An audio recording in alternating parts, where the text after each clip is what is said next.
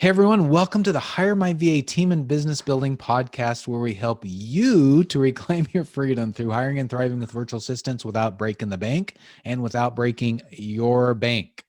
And I'm Dave Braun. I'm here with my partner and my great friend, Larry Broughton. Larry, how are you doing I am today? awesome, David Braun. How are you, sir? I am doing fantastic. It's a pleasure to be here with you to talk about team building and virtual Yeah. assistants and business building, all that kind of stuff, right? We just have a good time together talking about this Well, stuff. listen, it's great to have a partner on this journey because boy, life can suck sometimes when you're doing it by yourself, right?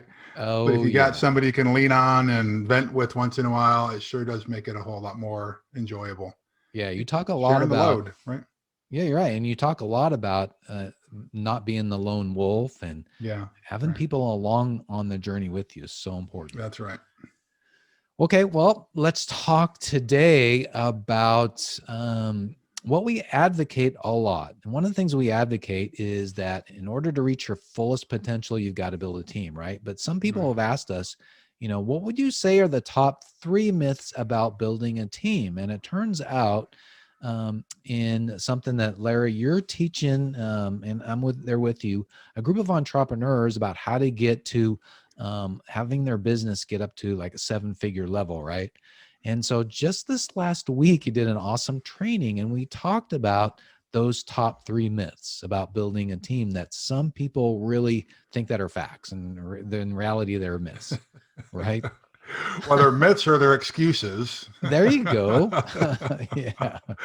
we couch that as myths, just to make it a little bit more palatable. Why don't I do this? Why don't I just list what those 3 myths are, and then we can go back and talk about All each right. of them. Is that okay if we approach it that way? Yeah, I Well, think so. That's the easiest. one that I've heard for years from entrepreneurs, but also just from managers who are inside an organization, is that it just takes too long to train someone.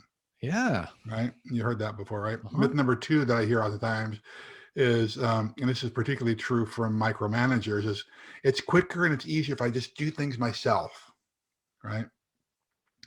And the third one is that it's just way too expensive to hire a team. So those are the 3 that we hear most often. Hmm. Maybe we ought to go back and actually talk about, like, maybe the first one first. It Yeah. takes too long to train someone. What are your thoughts on that? Yep. Let's go into that. Dive into that. What do you think? What do I Is it think? too How long? it takes too long to train someone?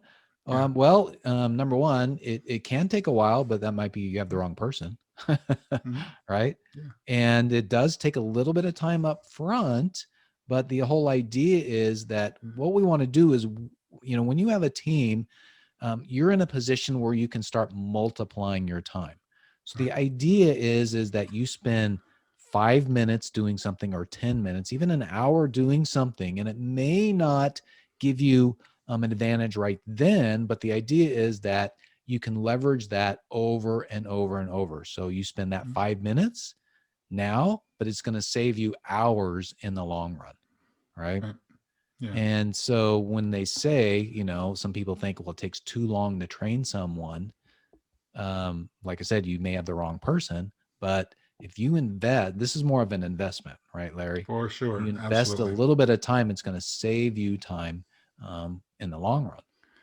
Well, yes, I think those are excellent points, but there's a couple other elements I would add in there. Yeah, Sometimes, because we as leaders, or just because you do something really well, doesn't mean you're great at training someone on how to do it.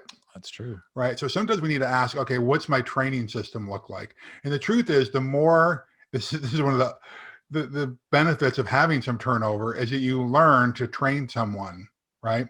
What I would do is, if you've never had to train somebody before, then record or somehow capture the training that you're doing for the person that you bring on board. Maybe you Mhm. videotape it. Maybe you get it transcribed. Maybe it's being recorded on your phone or something. But Mhm. start somewhere in recording the training process. And the more you train on it, the more smooth, the more the wrinkles will be smoothed out on it. Once you find a real rock star in whatever position you're hiring, Yeah. have them set up a training program to Mm-hmm. really identify what are their best practices, right? Mm-hmm. What are some of the mistakes that are oftentimes made with hiring that person? But Dave, I think you're absolutely right. In the beginning, it's an absolute investment. It will take some additional time if you've never hired someone for this position before, or you've never hired somebody at all before. Yes, but this is why we're here, right? This is why we have a community to help people out. And what we have found oftentimes when it comes to hiring a VA is that there are few VA positions I can think of at this point that someone in the community has not hired for in the Mm-hmm. past. And we Right. can help you identify what are some of the training missteps that are often Mm-hmm. made, right? So yes, it'll take a little bit of time, but the whole idea of this program is to ultimately give you more freedom. Right. I'm not just trying to tie a millstone around your neck of, yeah, train all these people and then you can't even run your business. No, but guess what? If you're the owner of the business, if you're the founder of the business, if you're the entrepreneur, is it worth spending an additional 20 hours of time over a week period where you get less sleep or whatever it is, so that ultimately Right. you've got more time? I'd do that math every single day Oh, of the absolutely. week if I know Yeah. that ultimately I'm going to have more freedom. So yes, I think Dave, you may have hired the wrong person, or your training system is just not effective yet. But it does get better, I promise you. Yeah. Yeah. So in reality, it really doesn't take too long to train someone. It takes time, but you It gets get that easier. time back, and Well, that's the thing. it gets easier. It gets Yeah, easier. and it Absolutely. does. It does. Okay. Well, Okay. how about the second one, right? Where it's quick and easier to do things myself. People will think that. What do you think? All right. Sure. Yes. Maybe, but I can promise you this: you're not the best at every aspect of your business. Hmm. You may be doing things in your business that you are great at, but that you don't love. Okay. So I would encourage you to identify what are some of the things that you're doing that you're not great at and that you don't love, and that's a great place to start. If you go through the prepare module, particularly in this program, Hmm. it'll help you identify what's the position profile that you need in your organization, right? Hmm. And hopefully they'll bring a set of skills and experiences to complement yours. So hopefully they're really, really great at something that you're just mediocre at, right? Yeah. We don't want you working in areas that you're mediocre or that you don't enjoy, right? Yeah. Or that you don't love. So I would really push back hard on you on this one. If you are doing things if you are having VAs do things that you are hands down quicker at than they are, then you're hiring the wrong person. Hmm. You want to hire somebody who's bolder and brighter and better than you are in Yeah. certain skills or certain areas. But that takes courage to do. To hire Right. somebody who's bolder, brighter, and better than you are at a certain skill set. Did you catch it? It takes courage. It takes guts. Because sometimes Yeah. you feel, and it's not always true, oh, but I'm going to look stupid. How can I do that to my employee or to my VA? Most people are just grateful they've got a job. And if you tell them, hey, I'm bringing you on because I'm not so good at this, you get it out there in the open. But if you pretend, which I do see, Dave, happen oftentimes with new entrepreneurs or new managers, is that they pretend that they're better at things than anybody else in the organization. And you know what? Everyone sees through it. Yeah. Yeah. They may not Yeah. tell you to your face, but they're telling you, they're talking about it behind your back. Yeah. So um, I just don't think if you're hiring the right people that you're not going to be able to do everything quicker and easier Yeah. You than can't. anybody That's right. else. You can't do everything, and if you want to scale your business, even as fast and as quick as you are going to come up to limits, right? Yeah, it's a And great point. then the other thing that came to my mind is that, and this is what we talk about in some of the training, is that if you are constantly spending your time executing on tasks, then you are not thinking strategically Oh, it's so and true. coming up with, say, new products or new services or Mhm. improving your systems and how to do that. So that's really, if you're a business owner or somebody higher up in your organization, that's really what you should be spending more and more of your time on and moving towards that. All right. Absolutely. That's a So great point. you may be able to do something better and faster, but like I said, it's not going to scale, and that's not necessarily the best use of your time, No, right? it's not. It's not. It's not. Well, it brings us to the third myth, Dave, and that one was that it's just too expensive to hire a team. How do you debunk that one? Well, I know how you're going to debunk it, and I'm going to let you explain it the way you do it really well, because Okay. you're much better at it than me.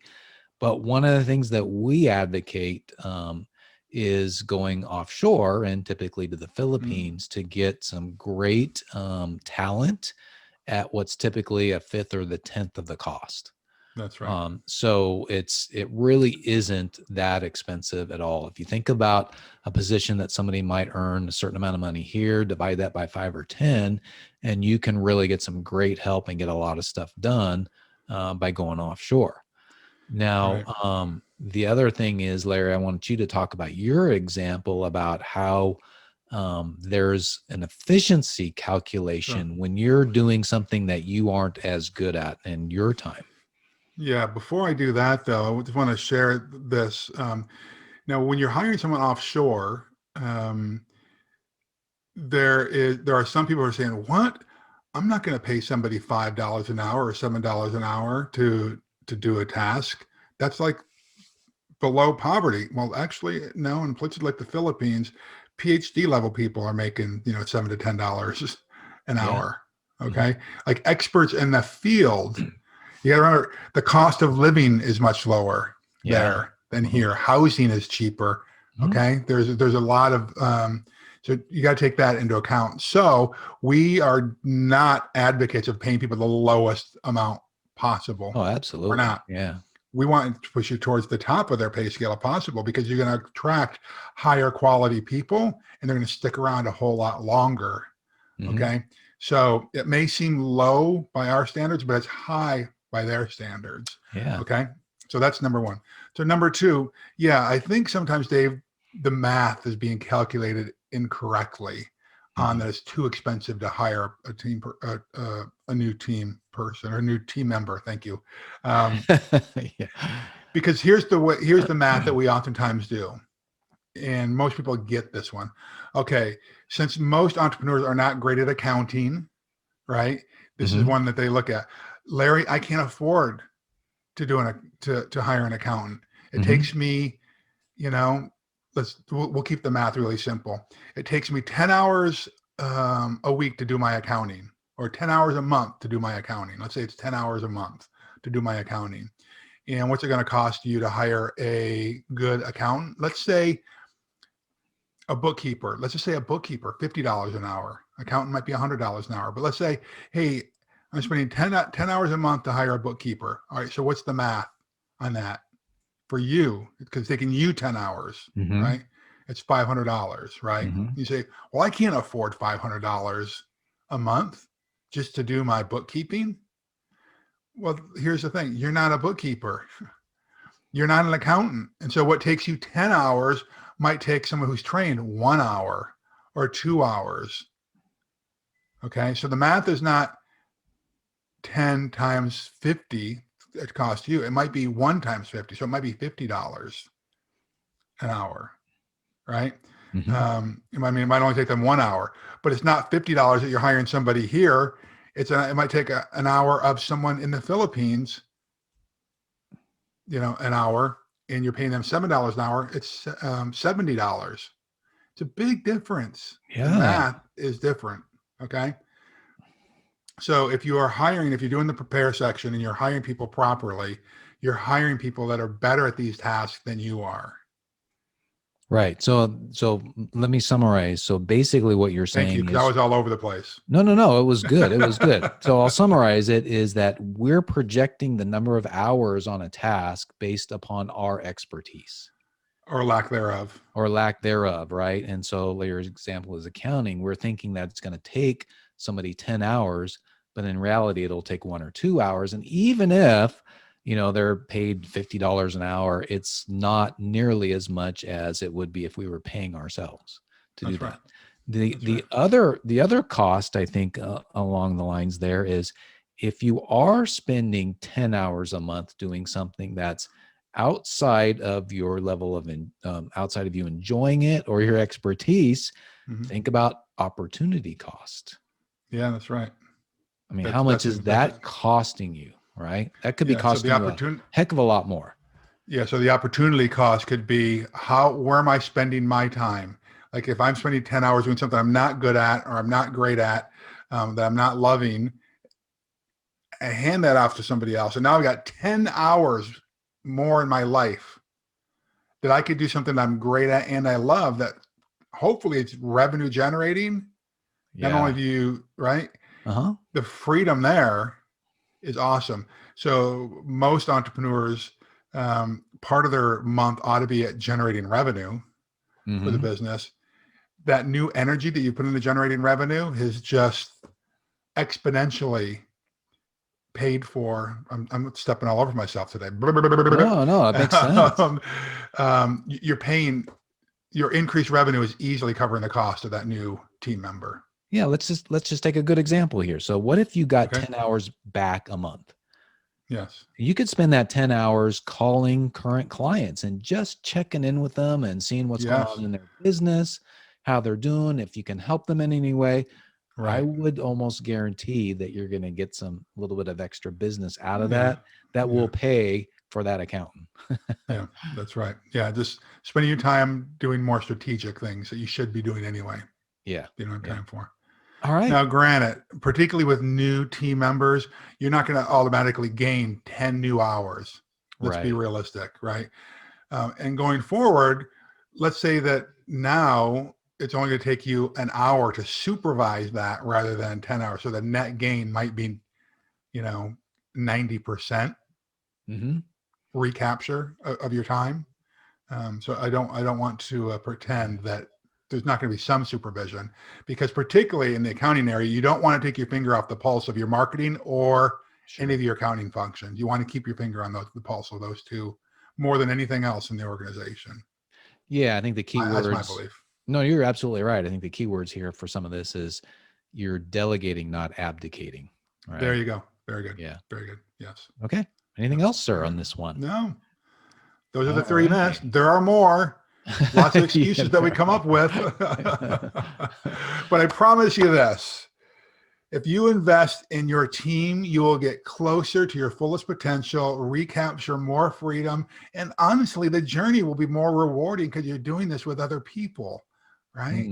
It's more fun. Just will be more. It'll be a lot more fun for sure, and you will reach your revenue goals a lot faster. I've just seen it too often. And then ultimately, what does that do? It helps you to reclaim your freedom. It really does. Right. That's right.